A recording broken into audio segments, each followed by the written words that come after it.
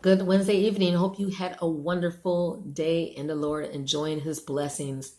Let me ask you this. If you had a chance to give your for real last words to a loved one, what would you say? If you were lying on your deathbed and you had children or relatives and you wanted to impart wisdom, what would be those last sentences?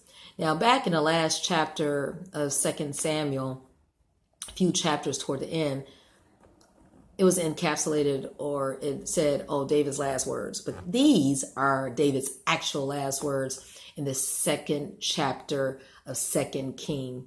It says that David was on his deathbed and he was about to die. He drew nigh and he charged Solomon, his son, with some words. And when I was reading this, I said I would say the same exact words to Timotheus if he was 18 and I was my age, 50, and I was about to go on to glory. In verse 2, it says, I'm about to go the way of the earth if I knew that my death was imminent. And I would tell my son, just like David told Solomon, to be strong, therefore, and show thyself a man. In other words, be courageous and be mature, right? Put away the childish things and know that God will develop you as you listen to him. Oh, and that reminds me of the scriptures that were in my dad's obituary.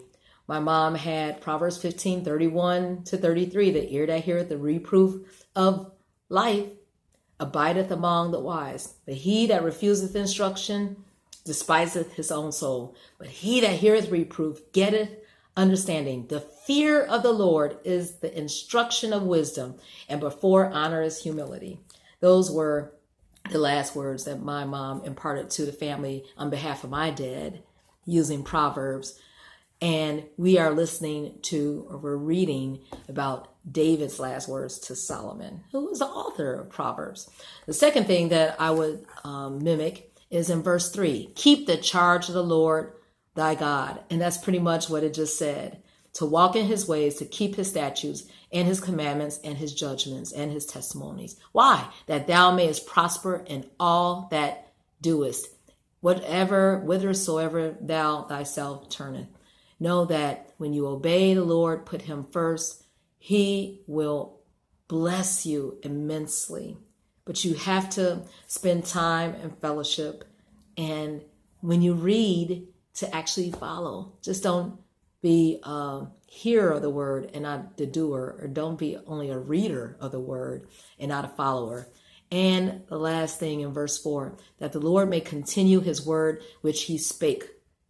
Right? That you continue it to your children, and then they'll be able to pass it to the next generation and have that incremental, cumulative effect. And why do we all do this?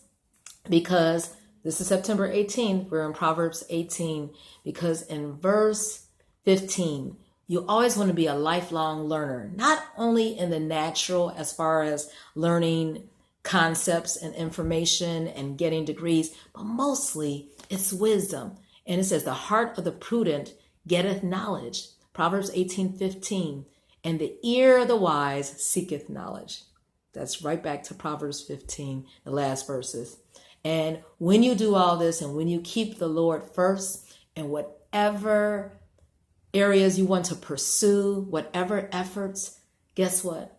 The Lord's promise is that a woman's gift, a man's gift, a teenager's gift, a boy or girl, it will give them opportunity. It says that their gift maketh room for them and bringeth them before great people.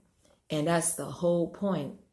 Lord pours his gifts, his knowledge, his grace into each one of us so that we could do the work that he has called us to do. I think about Cokie Roberts. I listened to her many years ago when she first started National Public Radio as a correspondent, and then she moved on to ABC News in Washington, D.C. and worked with Sam Donaldson. But you know that she passed yesterday from breast cancer. And oh my goodness, the words that are being said about that woman's life.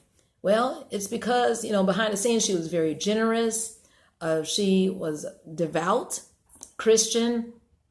And I believe that the Lord blessed her life and her career, and doors were open.